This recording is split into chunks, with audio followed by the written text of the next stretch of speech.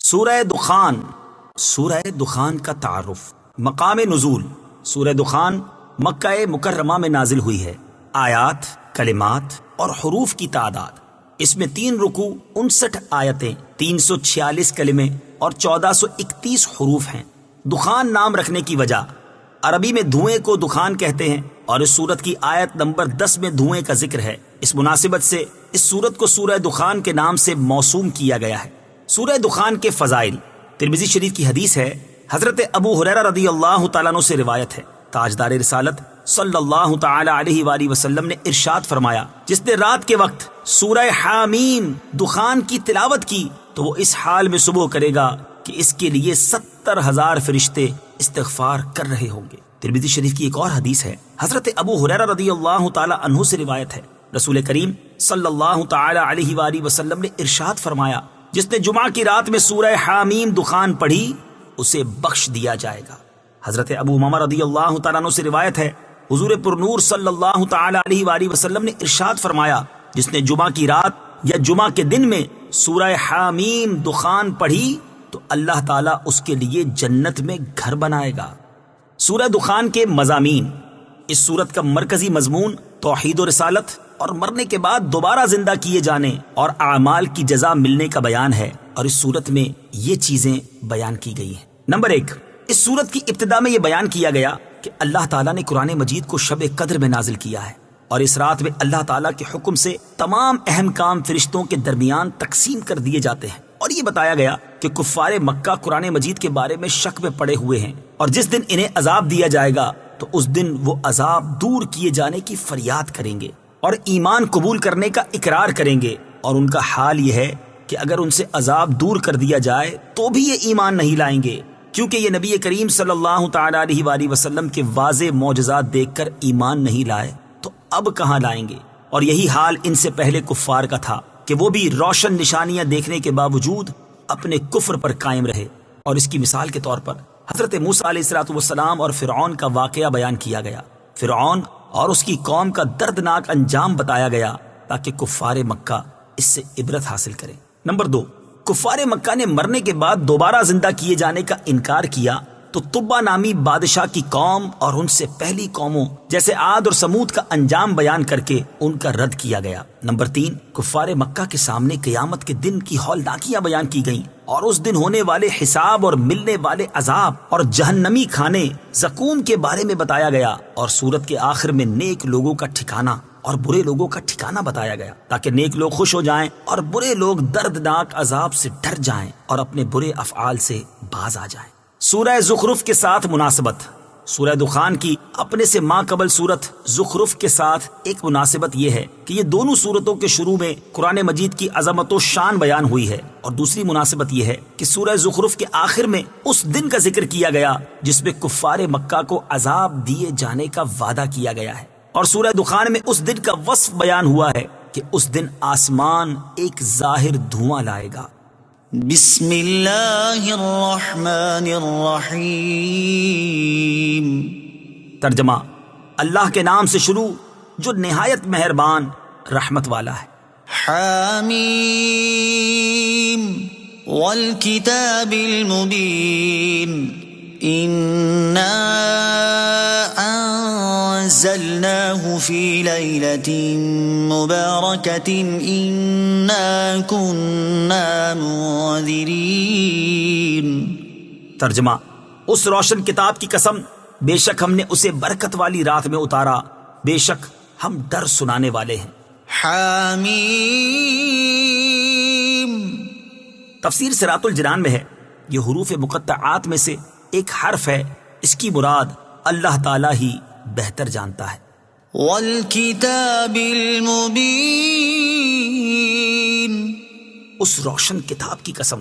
تفسیر صراط الجنان میں ہے، اس آیت اور اس کے بعد والی آیت کا خلاصہ یہ ہے کہ اس قرآن پاک کی قسم جو حلال اور حرام وغیرہ ان احکام کو بیان فرمانے والا ہے جن کی لوگوں کو حاجت اور ضرورت ہے.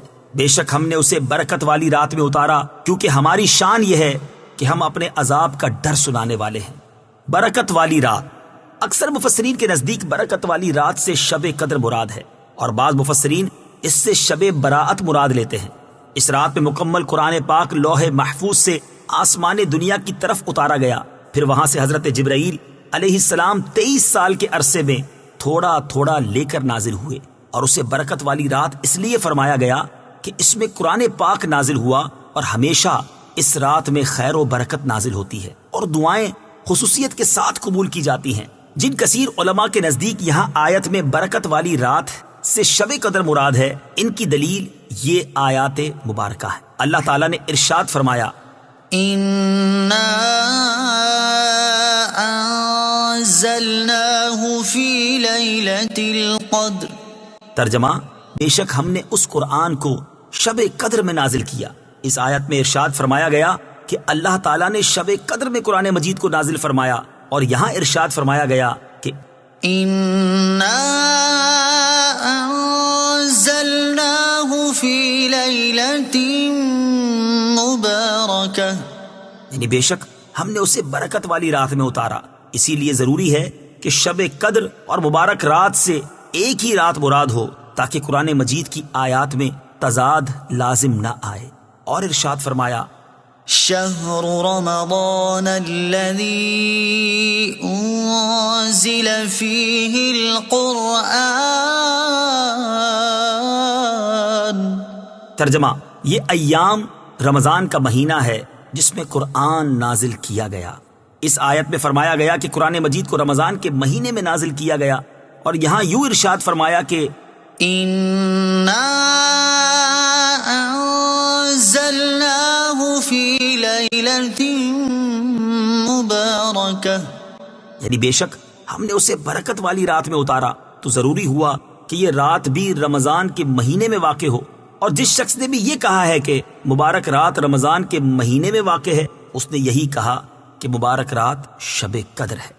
شب براءت کے فضائل، جیسا کہ اوپر ذکر ہوا کہ برکت والی رات کے بارے میں ایک قول یہ بھی ہے کہ اس سے مراد شب براءت ہے۔ اس مناسبت سے یہاں شب براءت کے 2 فضائل سماعت کیجیے۔ نمبر 1، در منصور میں ہے، ام المومنین حضرت عائشہ صدیقہ رضی اللہ تعالی عنہا سے روایت ہے، نبی کریم صلی اللہ تعالی علیہ وآلہ وسلم نے ارشاد فرمایا، اللہ تعالیٰ 4 راتوں میں بھلائیوں کے دروازے کھول دیتا ہے۔ نمبر 1، بقر عید کی رات۔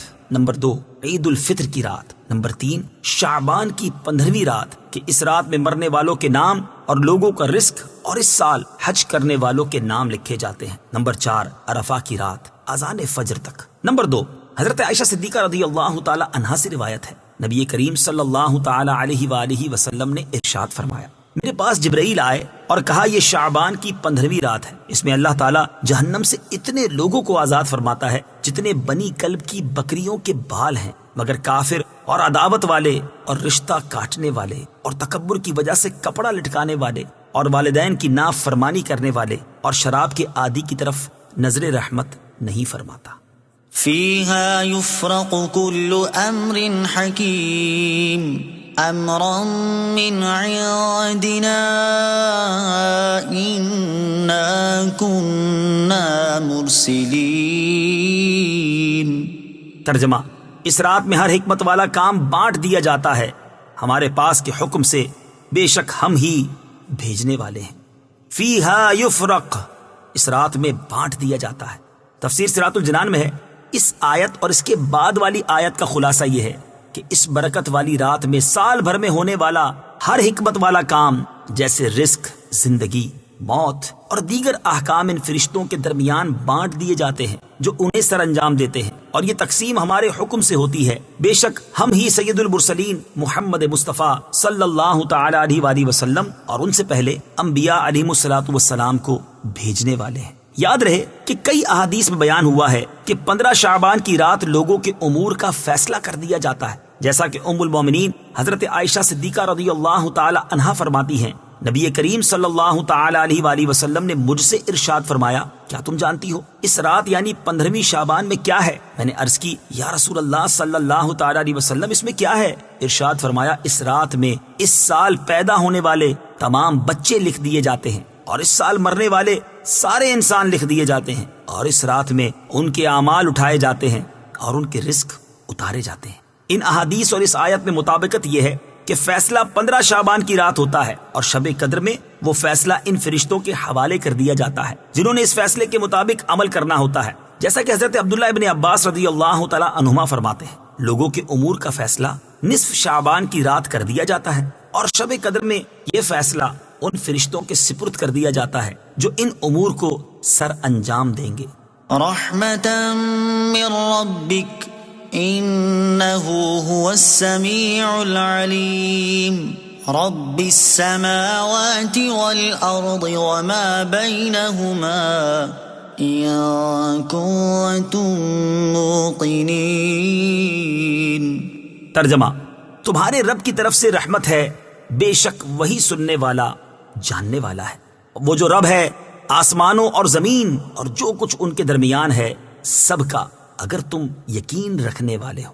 رحمتا من ربک، تمہارے رب کی طرف سے رحمت۔ تفسیر صراط الجنان میں ہے، اس آیت اور اس کے بعد والی آیت کا خلاصہ یہ ہے کہ قرآن کا اترنا اور رسولوں کی تشریف آوری تمہارے اس رب عز و جل کی طرف سے بندوں پر رحمت ہے جو آسمانوں اور زمین اور جو کچھ ان کے درمیان ہے سب کا رب ہے، بے شک وہی ان کی باتوں کو سننے والا اور ان کے کاموں اور احوال کو جاننے والا ہے۔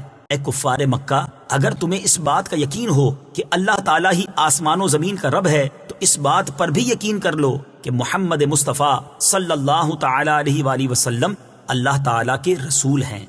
لا الہ الا هو یحیی و یمیت ربکم و رب آبائکم الاولین بل هم فی شک یلعبون۔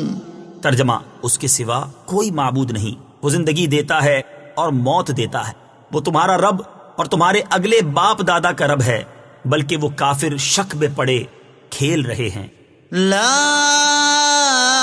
الہ الا ہو، اس کے سوا کوئی معبود نہیں۔ تفسیر صراط الجنان میں ہے، یعنی اے لوگو، زمین و آسمان اور ان کے درمیان موجود تمام چیزوں کے رب کے علاوہ تمہارا اور کوئی معبود نہیں، لہذا تم اس کے علاوہ اور کسی کی عبادت نہ کرو، کیونکہ اللہ تعالیٰ کے علاوہ اور کوئی معبود ہونے کی صلاحیت نہیں رکھتا۔ اللہ تعالیٰ کی شان یہ ہے کہ وہ جسے چاہتا ہے زندگی دیتا ہے اور جسے چاہتا ہے موت دیتا ہے۔ وہ تمہارا بھی رب ہے اور تمہارے گزرے ہوئے باپ دادا کا بھی رب ہے، جس کی ایسی شان ہے صرف وہی رب ہونے اور عبادت کیے جانے کے لائق ہے۔ بل ہم، بلکہ وہ کافر۔ تفسیر صراط الجنان میں ہے، یعنی اللہ تعالیٰ کی وحدانیت کے جو دلائل ذکر کیے گئے ان کا تقاضا تو یہ تھا کہ کفار اس کی وحدانیت کو مان لیتے، لیکن یہ پھر بھی نہیں مانتے، بلکہ وہ اس کی طرف سے شک میں پڑے اور دنیا کے کھیل کود میں مصروف ہیں اور انہیں اپنی آخرت کی کوئی فکر ہی نہیں۔ فارتقب یوم تأتی السماء بدخان مبین یغشی الناس هذا عذاب علیم۔ ترجمہ، تو تم اس دن کے منتظر رہو جب آسمان ایک ظاہر دھواں لائے گا جو لوگوں کو ڈھانپ لے گا، یہ ایک دردناک عذاب ہے۔ فارتقب، تو تم منتظر رہو۔ تفسیر صراط الجنان میں ہے، اس آیت اور اس کے بعد والی آیت کا خلاصہ یہ ہے کہ تاجدار رسالت صلی اللہ تعالی علیہ وآلہ وسلم کی طرف سے اسلام کی دعوت ملنے پر کفار قریش آپ کو جھٹلاتے، آپ کی نافرمانی کرتے اور آپ کا مذاق اڑاتے۔ اس بنا پر رسول کریم صلی اللہ تعالی علیہ وسلم نے ان کے خلاف دعا کی کہ یا رب، انہیں ایسے 7 سالہ قحط کی مصیبت میں مبتلا کر جیسے 7 سال کا قحط حضرت یوسف علیہ السلام کے زمانے میں بھیجا تھا۔ یہ دعا قبول ہوئی اور سرکار دو عالم صلی اللہ تعالی علیہ وسلم سے ارشاد فرمایا گیا، اے حبیب صلی اللہ تعالی علیہ وآلہ وسلم، آپ ان کافروں کے لیے اس دن کے منتظر رہو جب آسمان ایک ظاہر دھواں لائے گا جو لوگوں کو ڈھانپ لے گا۔ چنانچہ قریش پر قحط سالی آئی اور یہاں تک اس کی شدت ہوئی کہ وہ لوگ مردار کھا گئے اور بھوک سے اس حال کو پہنچ گئے کہ جب اوپر کو نظر اٹھاتے اور آسمان کی طرف دیکھتے تو ان کو دھواں ہی دھواں معلوم ہوتا۔ یعنی ایک تو کمزوری کی وجہ سے انہیں نگاہوں کے سامنے اندھیرا محسوس ہوتا اور دوسرا قحط سے زمین خشک ہو گئی، اس سے خاک اڑنے لگی اور غبار نے ہوا کو ایسا گدلا کر دیا کہ انہیں آسمان دھوئیں کی طرح محسوس ہوتا۔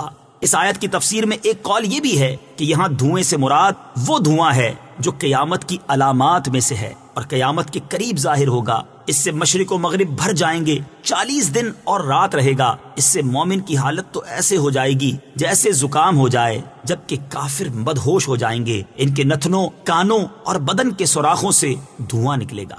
ربنا اكشف عنا العذاب إنا مؤمنون۔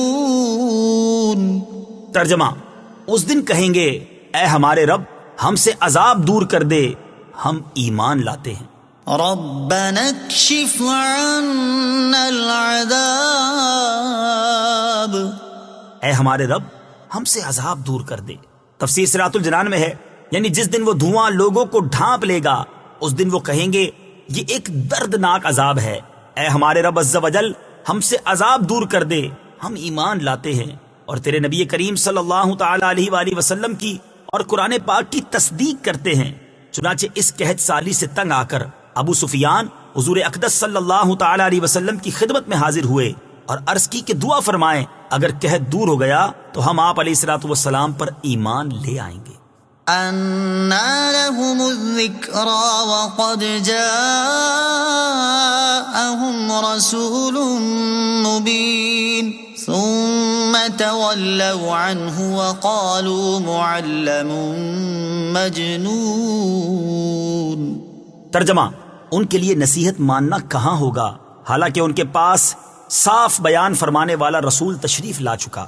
پھر وہ اس سے منہ پھیر گئے اور کہنے لگے یہ تو سکھایا ہوا ایک دیوانہ ہے۔ أَنَّىٰ لَهُمُ الذِّكْرَىٰ، ان کے لیے نصیحت ماننا کہاں ہوگا۔ تفسیر صراط الجنان میں ہے، اس آیت اور اس کے بعد والی آیت کا خلاصہ یہ ہے کہ اگر ان سے عذاب دور کر دیا جائے تو بھی یہ کہاں ایمان لائیں گے، حالانکہ یہ اس سے بڑی بڑی وہ علامات دیکھ چکے ہیں جن سے نصیحت حاصل کر کے ایمان قبول کر سکتے تھے، اور وہ علامات یہ ہیں کہ ان کے پاس ایک عظیم الشان رسول تشریف لایا اور اس نے ان کے سامنے روشن آیات اور ایسے مضبوط معجزات کے ذریعے حق کے راستوں کو واضح کیا کہ انہیں دیکھ کر پہاڑ بھی اپنی جگہ سے سرک جائیں۔ لیکن میرے حبیب صلی اللہ تعالی علیہ وآلہ وسلم کی طرف سے پیش کی گئی روشن آیات اور مضبوط معجزات دیکھ کر بھی یہ لوگ ان سے منہ پھیر گئے، اور صرف منہ پھیرنے کو ہی کافی نہیں سمجھا بلکہ ان کے متعلق یہ افترا بھی کرنے لگے کہ یہ تو کسی آدمی کی طرف سے سکھایا ہوا ہے اور دیوانہ ہے، جیسے وحی کی غشی طاری ہونے کے وقت جنات یہ کلمات تلقین کر جاتے ہیں۔ قرآن پاک کی حقانیت دیکھ کر کفار کا حال، قرآن مجید کی حقانیت دیکھ کر کفار بہت زیادہ بوکھلا گئے تھے، اسی وجہ سے وہ قرآن کریم سے لوگوں کو بہکانے کے لیے کبھی کچھ کہتے اور کبھی کچھ، جیسے کبھی وہ یہ دعویٰ کرتے کہ تاجدار رسالت صلی اللہ تعالی علیہ وآلہ وسلم کو کسی آدمی نے سکھایا ہے، جیسا کہ سورہ نحل میں ارشاد باری تعالی ہے، وَلَقَدْ نَعْلَمُ أَنَّهُمْ يَقُولُونَ إِنَّمَا يُعَلِّمُهُ بَشَرٌ۔ ترجمہ، اور بے شک ہم جانتے ہیں کہ وہ کافر کہتے ہیں اس نبی کو ایک آدمی سکھاتا ہے۔ پھر ان کفار کا رد کرتے ہوئے اللہ تعالیٰ نے ارشاد فرمایا، لسان الذي يلحدون إليه أعجمي وهذا لسان عربي مبين۔ ترجمہ، جس آدمی کی طرف یہ منسوب کرتے ہیں اس کی زبان عجمی ہے اور یہ قرآن روشن عربی زبان میں ہے۔ کبھی یہ کہتے کہ نبی اکرم صلی اللہ تعالی علیہ وسلم نے اسے اپنی طرف سے بنا لیا ہے، جیسا کہ سورہ فرقان میں ارشاد باری تعالی ہے، وقال الذين كفروا إن هذا إلا إفك افتراه وأعانه عليه قوم آخرون۔ ترجمہ، اور کافروں نے کہا یہ قرآن تو صرف ایک بڑا جھوٹ ہے جو انہوں نے خود بنا لیا ہے، اور اس پر دوسرے لوگوں نے بھی ان کی مدد کی ہے۔ اللہ تعالیٰ نے ان کا رد کرتے ہوئے ارشاد فرمایا کہ فقد جاءوا ظلما وزورا۔ ترجمہ، تو بے شک وہ کافر ظلم اور جھوٹ پر آ گئے ہیں، اور کبھی یہ دعویٰ کرتے کہ قرآن پہلے لوگوں کی کہانیوں پر مشتمل ایک کتاب ہے، جیسے کہ سورہ فرقان ہی میں ارشاد باری تعالی ہے، وقالوا أساطير الأولين اكتتبها فهي تملى عليه بكرة وأصيلا. ترجمہ: اور کافروں نے کہا یہ قرآن پہلے لوگوں کی کہانیاں ہیں جو اس نبی نے کسی سے لکھوا لی ہیں، تو یہی ان پر صبح و شام پڑھی جاتی ہیں.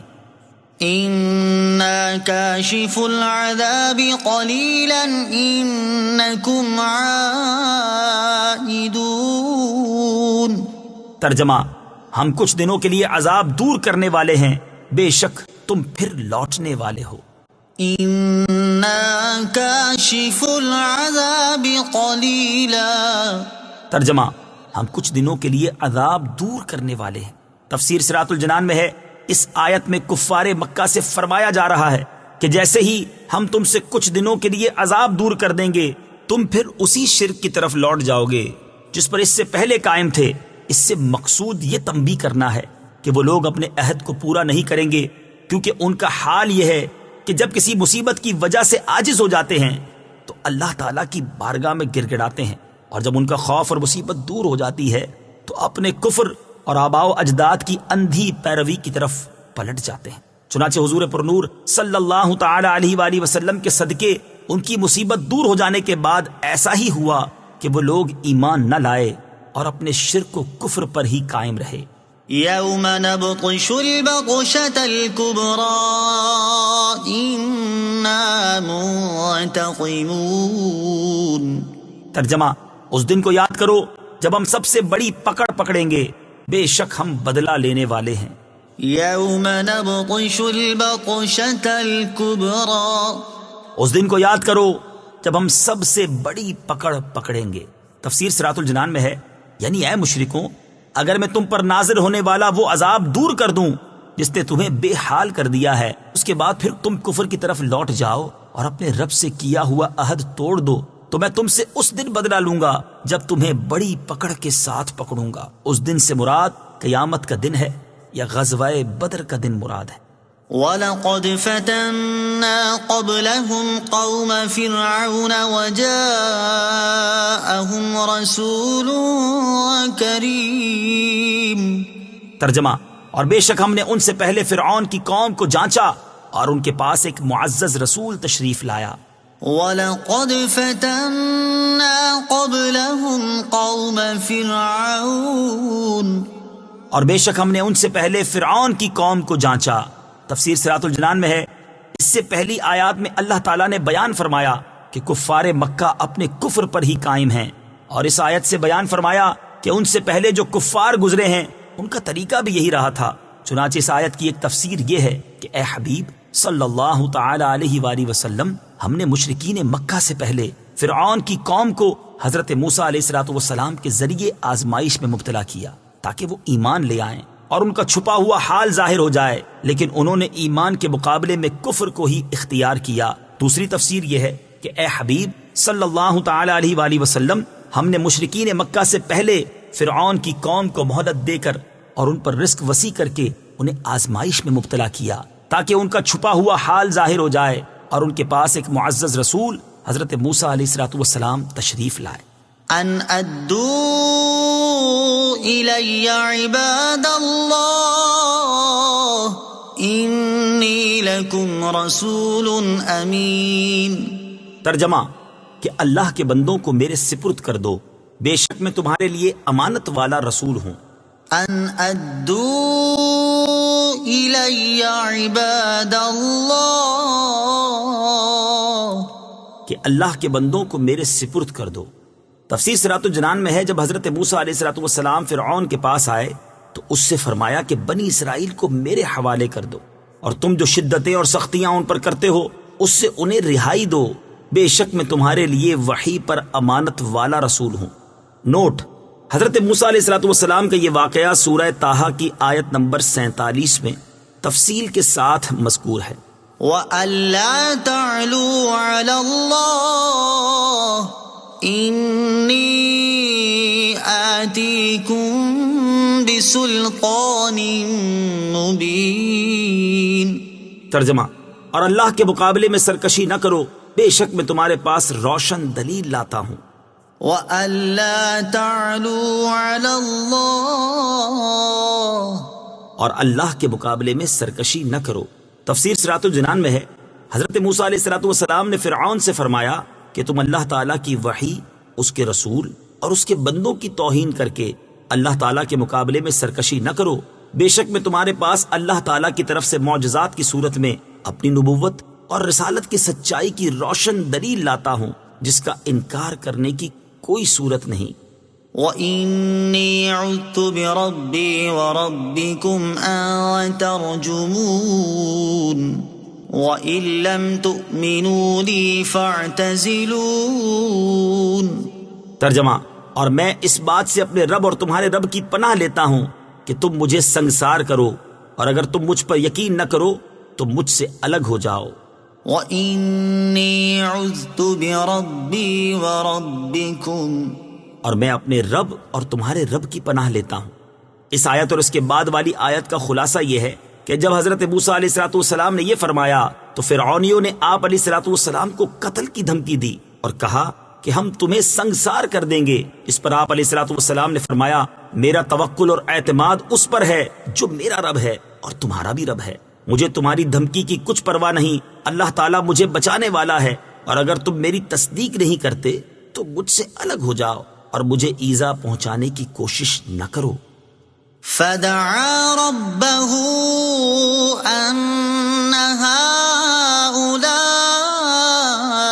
قَوْمٌ مُجْرِمُونَ فَأَسْرِ بِعِبَادِي لَيْلًا إِنَّكُمْ مُتَّبَعُونَ۔ ترجمہ، تو اس نے اپنے رب سے دعا کی کہ یہ مجرم لوگ ہیں، تو ہم نے فرمایا کہ میرے بندوں کو راتوں رات لے کر نکل جاؤ، ضرور تمہارا پیچھا کیا جائے گا۔ فَدَعَا رَبَّهُ، تو اس نے اپنے رب سے دعا کی۔ تفسیر صراط الجنان میں ہے، فرعون اور اس کی قوم نے حضرت موسیٰ علیہ السلام کی اس بات کو بھی نہ مانا اور انہیں جھٹلایا، تو حضرت موسیٰ علیہ السلام نے اللہ تعالیٰ سے دعا کی کہ یہ قبطی مشرک لوگ ہیں اور اپنے کفر پر قائم ہیں، اور تو ان کا حال بہتر جانتا ہے، اس لیے جس چیز کے وہ مستحق ہیں تو ان کے ساتھ وہ فرما۔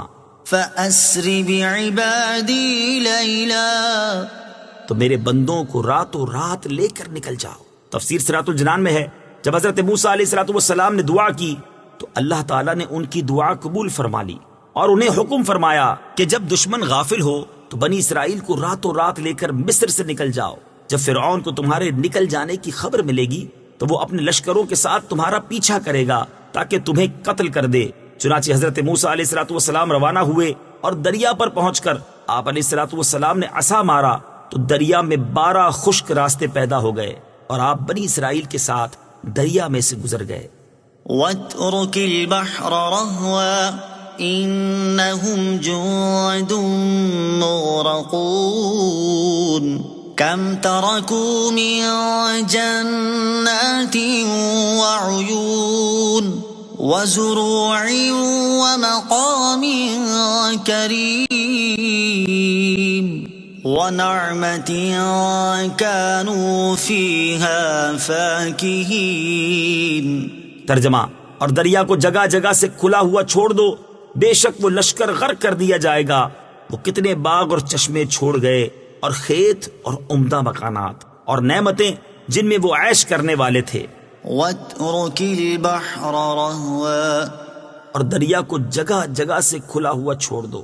تفسیر صراط الجنان میں ہے، اس آیت اور اس کے بعد والی 3 آیات کا خلاصہ یہ ہے کہ حضرت موسیٰ علیہ السلام کے پیچھے فرعون اور اس کا لشکر آ رہا تھا۔ اس پر آپ علیہ السلام نے چاہا کہ پھر عصا مار کر دریا کو ملا دیں تاکہ فرعون اس میں سے گزر نہ سکے، تو آپ کو حکم ہوا دریا کو جگہ جگہ سے گزرنے کے لیے کھلا ہوا چھوڑ دو تاکہ فرعونی ان راستوں سے دریا میں داخل ہو جائیں، بے شک وہ لشکر غرق کر دیا جائے گا۔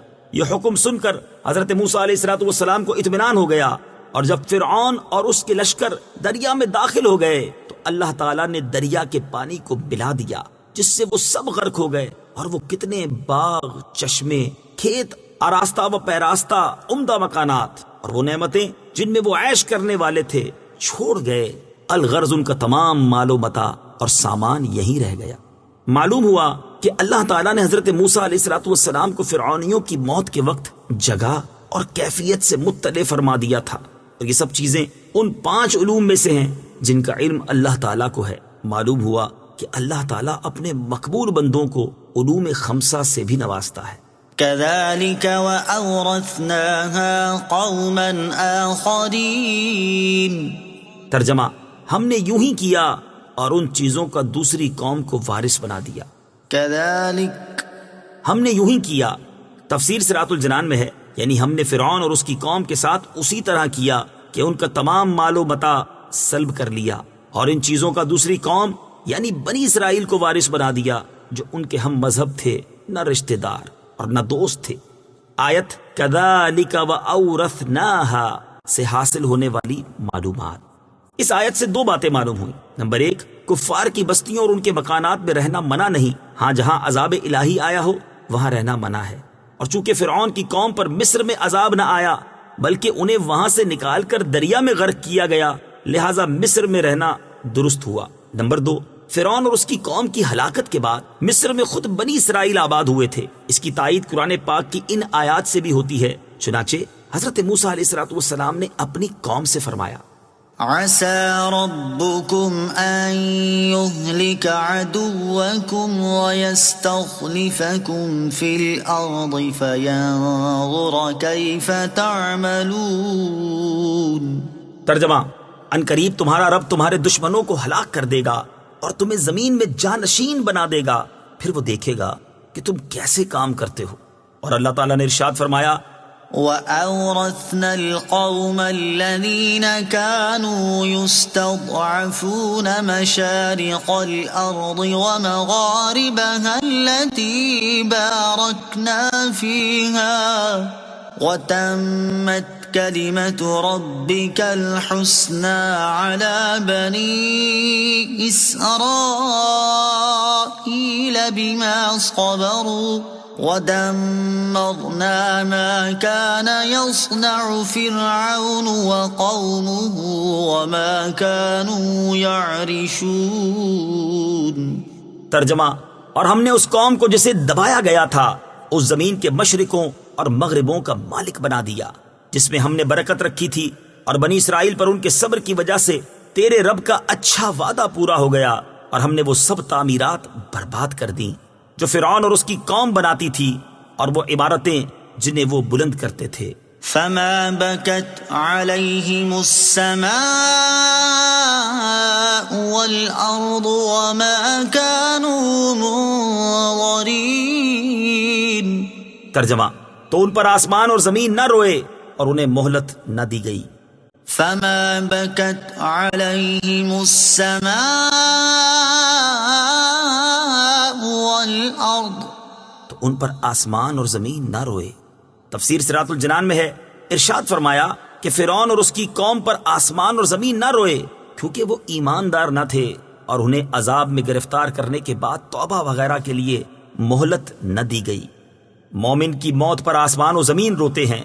یاد رہے کہ جب کسی مومن کا انتقال ہوتا ہے تو اس پر آسمان و زمین روتے ہیں، جیسا کہ حضرت انس بن مالک رضی اللہ تعالی عنہ سے روایت ہے، نبی اکرم صلی اللہ تعالی علیہ وآلہ وسلم نے ارشاد فرمایا، ہر مومن کے لیے 2 دروازے ہیں، ایک سے اعمال اوپر کی طرف چڑھتے ہیں اور دوسرے سے اس کا رزق اترتا ہے۔ جب وہ مرتا ہے تو دونوں اس پر روتے ہیں، اور اللہ تعالیٰ کے اس فرمان فما بكت عليهم السماء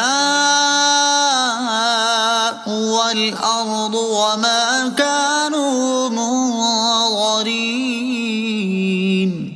میں یہی مذکور ہے۔ اور امام مجاہد رحمت اللہ تعالی علیہ سے کہا گیا کہ کیا مومن کی موت پر آسمان و زمین روتے ہیں؟ آپ رحمت اللہ تعالی علیہ نے فرمایا، زمین اس بندے پر کیوں نہ روئے جو زمین کو اپنے رکوع و سجود سے آباد رکھتا تھا، اور آسمان اس بندے پر کیوں نہ روئے جس کی تسبیح و تکبیر آسمان میں پہنچتی تھی۔ بعض مفسرین کے نزدیک زمین و آسمان خود نہیں روتے، بلکہ یہاں ان کے رونے سے مراد آسمان اور زمین والوں کا رونا ہے، جیسا کہ حضرت حسن رحمت اللہ تعالی علیہ کا قول ہے کہ زمین و آسمان کے رونے سے مراد یہ ہے کہ آسمان والے اور زمین والے روتے ہیں۔ وَلَقَدْ نَجَّيْنَا بَنِي إِسْرَائِيلَ مِنَ الْعَذَابِ الْمُهِينِ۔ من فرعون إنه كان عاليا من المسرفين۔ ترجمہ، اور بے شک ہم نے بنی اسرائیل کو رسوا کن عذاب سے نجات بخشی فرعون سے، بے شک وہ متکبر حد سے بڑھنے والوں میں سے تھا۔ وَلَقَدْ نَجَّيْنَا بَنِي إِسْرَائِيلَ،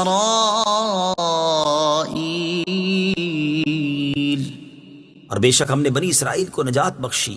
تفسیر صراط الجنان میں ہے، اس سے پہلی آیات میں فرعون کی ہلاکت کی کیفیت بیان کی گئی، اور ان آیات میں حضرت موسیٰ علیہ الصلوۃ والسلام اور ان کی قوم پر کیے گئے احسانات کی کیفیت بیان کی جا رہی ہے۔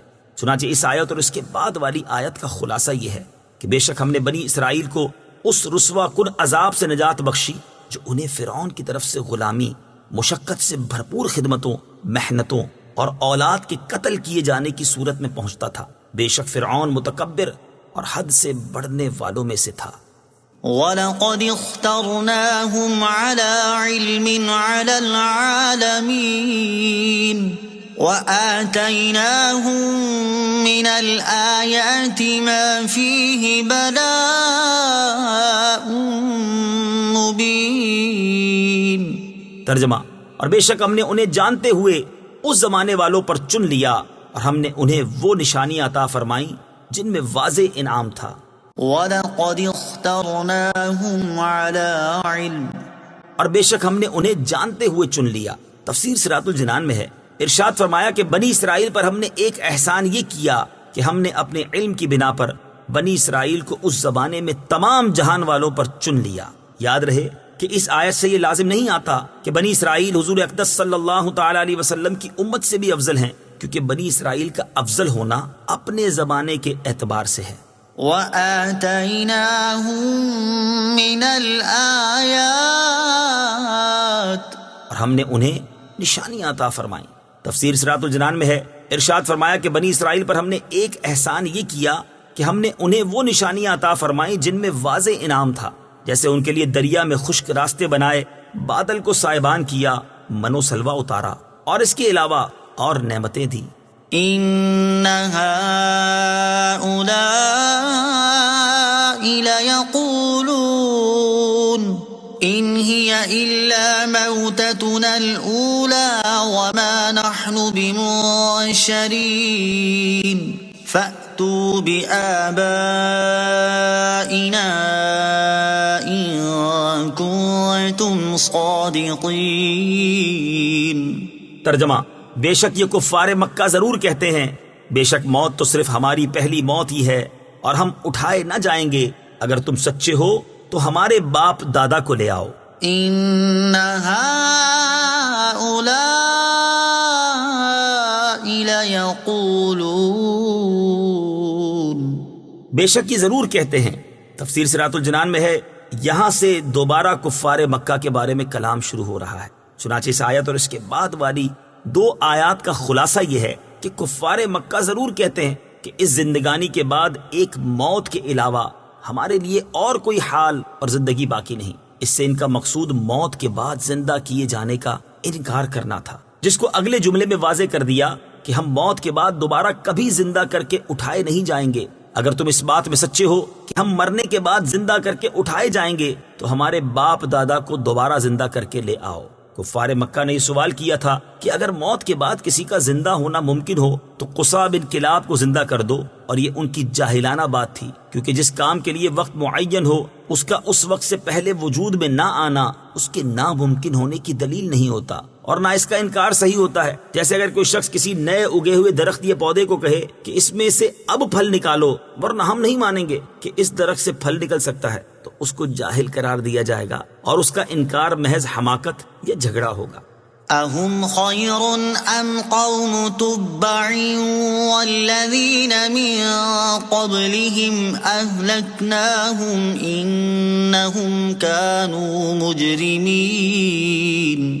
ترجمہ، کیا وہ بہتر ہیں یا تبا نامی بادشاہ کی قوم اور ان سے پہلے والے لوگ؟ ہم نے انہیں ہلاک کر دیا، بے شک وہ مجرم لوگ تھے۔ أَهُمْ خَيْرٌ أَمْ قَوْمُ تُبَّعٍ، کیا وہ بہتر ہیں یا تبا کی قوم؟ تفسیر صراط الجنان میں ہے، اس آیت میں کفار قریش کا رد کیا گیا ہے کہ کیا طاقت و قوت اور شان و شوکت میں کفار مکہ بہتر ہیں یا تبا نامی بادشاہ کی قوم اور ان سے پہلے والے لوگ جیسے عاد اور سمود وغیرہ جو کہ کافر امتوں میں سے تھے؟ ان لوگوں کا انجام یہ ہوا کہ ہم نے انہیں ان کے کفر کے باعث ہلاک کر دیا۔ بے شک وہ کافر مرنے کے بعد دوبارہ زندہ کیے جانے کے منکر لوگ تھے، جس کی وجہ سے عذاب کے حقدار ٹھہرے۔ جب یہ کفار مکہ سے زیادہ طاقت و قوت رکھنے کے باوجود کفر کی وجہ سے ہلاک ہو گئے تو کفار مکہ جو کہ کفر میں ان کے شریک ہیں، انہیں ہلاک کرنا کون سا دشوار کام ہے؟ حالانکہ یہ تو ان کے مقابلے میں انتہائی کمزور ہیں۔ یاد رہے کہ اس آیت میں جس تبا کا ذکر ہے یہ تبا حمیری تھے، یہ خود مومن اور یمن کے بادشاہ تھے، لیکن ان کی قوم کافر تھی جو کہ انتہائی طاقت و قوت اور شان و شوکت کی مالک تھی، اور ان کی تعداد بھی بہت کثیر تھی۔ حضرت سہل بن سعد رضی اللہ تعالیٰ عنہ سے روایت ہے، تاجدار رسالت صلی اللہ تعالی علیہ وآلہ وسلم نے ارشاد فرمایا، تبا کو برا بھلا نہ کہو کیونکہ وہ اسلام قبول کر چکے تھے۔ اسی تبا نے مدینہ منورہ بسایا۔ اس تبا نے حضور پر نور صلی اللہ تعالی علیہ وسلم کو غائبانہ خط لکھ کر لوگوں کو سپرد کیا تھا کہ جب حضور اکرم صلی اللہ تعالی علیہ وآلہ وسلم جلوہ گر ہوں تو میرا یہ خط پیش کر دیا جائے۔ چنانچہ حضرت ابو ایوب انصاری رضی اللہ تعالیٰ عنہ کے مکان میں جب نبی پاک علیہ الصلوۃ والسلام تشریف فرما ہوئے تو حضرت ابو یعلا رضی اللہ تعالی عنہ نے وہ خط پیش کیا۔ وما خلقنا السماوات والأرض وما بينهما لاعبين۔ ترجمہ، اور ہم نے آسمان اور زمین اور جو کچھ ان کے درمیان ہے سب کو کھیل کے طور پر نہیں بنایا۔ وما خلقنا السماوات والأرض وما بينهما لاعبين۔ اور ہم نے آسمان اور زمین اور جو کچھ ان کے درمیان ہے سب کو کھیل کے طور پر نہیں بنایا۔ تفسیر صراط الجنان میں ہے، ارشاد فرمایا کہ ہم نے آسمان اور زمین اور جو کچھ ان کے درمیان ہے سب کو ایسے ہی کھیل کے طور پر بے مقصد نہیں بنایا، کیونکہ اگر مرنے کے بعد اٹھنا اور حساب و ثواب نہ ہو تو مخلوق کی پیدائش محض فنا کے لیے ہوگی، اور یہ عبث و لعب ہے۔ تو اس دلیل سے ثابت ہوا کہ اس دنیاوی زندگی کے بعد اخروی زندگی ضرور ہے جس میں اعمال کا حساب ہوگا اور ان کی جزا ملے گی۔ ما خلقناهما إلا بالحق ولكن أكثرهم لا يعلمون۔ ترجمہ، ہم نے انہیں حق کے ساتھ ہی بنایا لیکن ان میں سے اکثر لوگ جانتے نہیں۔ ما خلقناهما إلا بالحق، ہم نے انہیں حق کے ساتھ ہی بنایا۔ تفسیر صراط الجنان میں ہے، ارشاد فرمایا کہ ہم نے آسمان اور زمین اور جو کچھ ان کے درمیان ہے سب کو حق کے ساتھ ہی بنایا تاکہ لوگوں کو فرما برداری کرنے پر ثواب دیں اور نافرمانی کرنے پر عذاب کریں۔ لیکن کفار مکہ میں سے اکثر لوگ غفلت اور غور و فکر نہ کرنے کے باعث جانتے نہیں کہ آسمان و زمین پیدا کرنے کی حکمت یہ ہے، اور حکیم کا کوئی فعل بیکار نہیں ہوتا۔ إن يوم الفصل ميقاتهم أجمعين يوم لا يغني مولا عن مولا شيئا ولا هم ينصرون إلا من رحم الله إنه هو العزيز الرحيم۔ ترجمہ، بے شک فیصلے کا دن ان سب کا مقرر کیا ہوا وقت ہے جس دن کوئی دوست کسی دوست کے کچھ کام نہ آئے گا اور نہ ان کی مدد کی جائے گی مگر جس پر اللہ مہربانی فرمائے، بے شک وہی عزت والا مہربان ہے۔ ان یوم الفصل، بے شک فیصلے کا دن۔ تفسیر صراط الجنان میں ہے، یعنی قیامت کا دن جس میں اللہ تبارک و تعالی اپنے بندوں میں فیصلہ فرمائے گا، وہ ان سب کا اللہ تعالیٰ کی بارگاہ میں حاضری کے لیے مقرر کیا ہوا وقت ہے، اور اس دن اللہ تعالیٰ اگلوں پچھلوں سب کو ان کے اعمال کی جزا دے گا۔ یوم لا یغنی مولا عن مولا شیئا، جس دن کوئی دوست کسی دوست کے کچھ کام نہ آئے گا۔ تفسیر صراط الجنان میں ہے، اس آیت اور اس کے بعد والی آیت کا خلاصہ یہ ہے کہ قیامت کا دن ایسا ہے کہ اس دن کوئی دوست کسی دوست کے کچھ کام نہ آئے گا، اور رشتہ داری اور محبت نفع نہ دے گی، اور نہ ان کافروں کی مدد کی جائے گی، البتہ مومنین اللہ تعالیٰ کے اذن سے ایک دوسرے کی شفاعت کریں گے۔ بے شک وہی اللہ عز و جل عزت والا اور اپنے دشمنوں سے انتقام لینے میں غلبے والا ہے، اور اپنے دوستوں یعنی ایمان والوں پر مہربان ہے۔ إن شجرة الزقوم طعام الأثيم كالمهل يغلي في البطون كغلي الحميم۔ ترجمہ، بے شک زقوم کا درخت گناہگار کی خوراک ہے، گلے ہوئے تانبے کی طرح پیٹوں میں جوش مارتا ہوگا جیسا کھولتا ہوا پانی جوش مارتا ہے۔ إن شجرة الزقوم، بے شک زقوم کا درخت۔ تفسیر صراط الجنان میں ہے، اس آیت اور اس کے بعد والی 3 آیات کا خلاصہ یہ ہے کہ بے شک جہنم کا کانٹے دار اور انتہائی کڑوا زقوم نام کا درخت بڑے گناہگار یعنی کافر کی خوراک ہے، اور جہنمی زقوم کی کیفیت یہ ہے کہ گلے ہوئے تانبے کی طرح کفار کے پیٹوں میں ایسے جوش مارتا ہوگا جیسے کھولتا ہوا پانی جوش مارتا ہے۔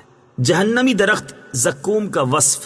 زقوم نامی درخت کے بارے میں ایک اور مقام پر اللہ تعالیٰ نے ارشاد فرمایا، إنها شجرة تخرج في أصل الجحيم طلعها كأنه رؤوس الشياطين فإنهم لآكلون منها فمالئون منها البطون۔ ترجمہ، بے شک وہ ایک درخت ہے جو جہنم کی جڑ میں سے نکلتا ہے، اس کا شگوفہ ایسے ہے جیسے شیطانوں کے سر ہوں، پھر بے شک وہ اس میں سے کھائیں گے، پھر اس سے پیٹ بھریں گے۔ اور ارشاد فرمایا، ثم إنكم أيها الضالون المكذبون لآكلون من شجر من زقوم فمالئون منها البطون فشاربون عليه من الحميم فشاربون شرب الهيم هذا نزلهم يوم الدين۔ ترجمہ، پھر اے گمراہوں، جھٹلانے والوں، بے شک تم ضرور زقوم نام کے درخت میں سے کھاؤ گے، پھر تم اس سے پیٹ بھرو گے، پھر اس پر کھولتا ہوا پانی پیو گے، تو ایسے پیو گے جیسے سخت پیاسے اونٹ پیتے ہیں۔ انصاف کے دن یہ ان کی مہمانی ہے۔ اور حضرت عبداللہ ابن عباس رضی اللہ تعالی عنہما سے روایت ہے، رسول اللہ صلی اللہ تعالی علیہ وآلہ وسلم نے ارشاد فرمایا، اگر زقوم کا ایک قطرہ دنیا میں ٹپکا دیا جائے تو دنیا والوں کی زندگانی خراب ہو جائے، تو اس شخص کا کیا حال ہوگا جس کا کھانا ہی یہ ہوگا۔ اللہ تعالی ہمارا ایمان سلامت رکھے اور ہمیں جہنم کے اس بدترین عذاب سے محفوظ فرمائے، آمین۔ خذوه فاعتلوه إلى سواء الجحيم ثم صبوا فوق رأسه من عذاب الحميم۔ ترجمہ، اسے پکڑو، پھر سختی کے ساتھ اسے بھڑکتی آگ کی طرف گھسیٹتے لے جاؤ، پھر اس کے سر کے اوپر کھولتے پانی کا عذاب ڈالو۔ خذوه، اسے پکڑو۔ تفسیر صراط الجنان میں ہے، اس آیت اور اس کے بعد والی آیت کا خلاصہ یہ ہے کہ حساب و کتاب کے بعد جہنم کے فرشتوں کو حکم دیا جائے گا کہ اس گناہگار کو پکڑو، پھر سختی کے ساتھ اسے بھڑکتی آگ کی طرف گھسیٹتے ہوئے لے جاؤ، پھر اس کے سر کے اوپر کھولتا ہوا پانی ڈالو تاکہ اس کی شدت سے اسے عذاب پہنچے۔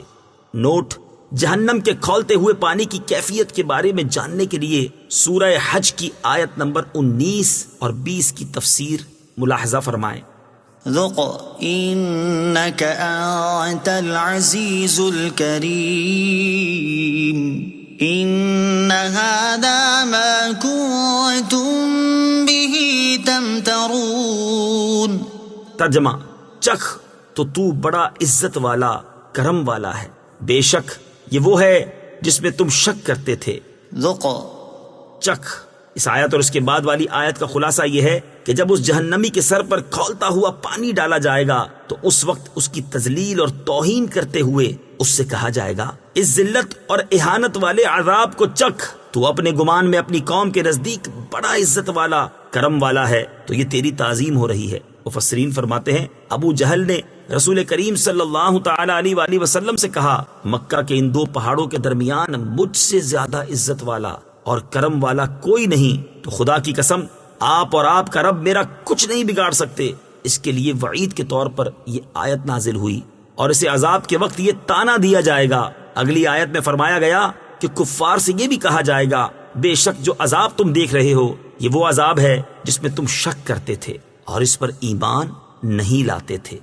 ان المتقین فی مقام امین فی جنات وعیون یلبسون من سندس واستبرق متقابلین كذلك وزوجناهم بحور عين يدعون فيها بكل فاكهة آمنين لا يذوقون فيها الموت إلا الموتة الأولى ووقاهم عذاب الجحيم فضلا من ربك ذلك هو الفوز العظیم۔ ترجمہ، بے شک ڈر والے امن والی جگہ میں ہوں گے، باغوں اور چشموں میں باریک اور موٹے ریشم کے لباس پہنیں گے، ایک دوسرے کے آمنے سامنے ہوں گے، یوں ہی ہوگا، اور نہایت سیاہ اور روشن بڑی آنکھوں والی عورتوں سے ہم ان کی شادی کریں گے۔ وہ جنت میں بے خوف ہو کر ہر قسم کا پھل میوہ مانگیں گے، اس میں پہلی موت کے سوا پھر موت کا ذائقہ نہ چکھیں گے، اور اللہ نے انہیں آگ کے عذاب سے بچا لیا۔ تمہارے رب کے فضل سے یہی بڑی کامیابی ہے۔ ان المتقین، بے شک ڈرنے والے۔ تفسیر صراط الجنان میں ہے اس سے پہلی آیات میں کفار کے لیے وعید کا بیان ہوا اور یہاں سے پرہیزگاروں کے ساتھ کیے گئے وعدے کا بیان ہو رہا ہے۔ اس آیت اور اس کے بعد والی 6 آیات کا خلاصہ یہ ہے کہ بے شک کفر اور گناہ کرنے میں اللہ تعالیٰ سے ڈرنے والے ایسی جگہ میں ہوں گے جہاں انہیں آفات سے امن نصیب ہوگا، اور انہیں اس امن والی جگہ کے چھوٹ جانے کا کوئی خوف نہ ہوگا، بلکہ یقین ہوگا کہ وہ وہیں رہیں گے۔ وہ اس جگہ ہوں گے جہاں باغ اور بہنے والے چشمے ہوں گے، وہاں وہ باریک اور موٹے ریشم کے لباس پہنیں گے، اور وہ اپنی مجلسوں میں ایک دوسرے کے آمنے سامنے اس طرح ہوں گے کہ کسی کی پشت کسی کی طرف نہ ہوگی۔ جنتی اسی طرح ہمیشہ دل پسند نعمتوں میں رہیں گے، اور نہایت سیاہ اور روشن بڑی آنکھوں والی خوبصورت عورتوں سے ہم ان کی شادی کریں گے۔ وہ جنت میں اس طرح بے خوف ہو کر اپنے جنتی خادموں کو میوے حاضر کرنے کا حکم دیں گے کہ انہیں کسی قسم کا اندیشہ ہی نہ ہوگا، نہ میوے کم ہونے کا، نہ ختم ہو جانے کا، نہ نقصان پہنچانے کا، نہ اور کوئی اندیشہ ہوگا۔ وہ دنیا میں واقع ہونے والی پہلی موت کے سوا جنت میں پھر موت کا ذائقہ نہ چکھیں گے۔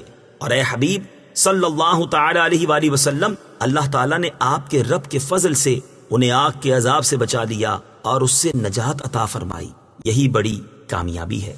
فَإِنَّمَا يَسَّرْنَاهُ بِلِسَانِكَ لَعَلَّهُمْ يَتَذَكَّرُونَ فَارْتَقِبْ إِنَّهُمْ مُرْتَقِبُونَ۔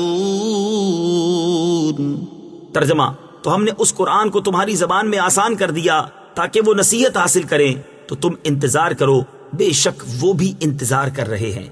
فَإِنَّمَا يَسَّرْنَاهُ بِلِسَانِكَ، تو ہم نے اس قرآن کو تمہاری زبان میں آسان کر دیا۔ تفسیر صراط الجنان میں ہے اس آیت اور اس کے بعد والی آیت کا خلاصہ یہ ہے کہ اے حبیب صلی اللہ تعالی علیہ وآلہ وسلم، ہم نے اس قرآن کو آپ کی زبان عربی میں نازل فرما کر اس لیے آسان کر دیا تاکہ آپ کی قوم کے لوگ اسے سمجھیں اور اس سے نصیحت حاصل کریں اور اس کے احکامات پر عمل کریں۔ اگر وہ ایسا نہ کریں تو آپ ان کی ہلاکت اور ان پر آنے والے عذاب کا انتظار کریں، بے شک وہ بھی آپ کی وفات کا انتظار کر رہے ہیں۔ صدق اللہ العظیم۔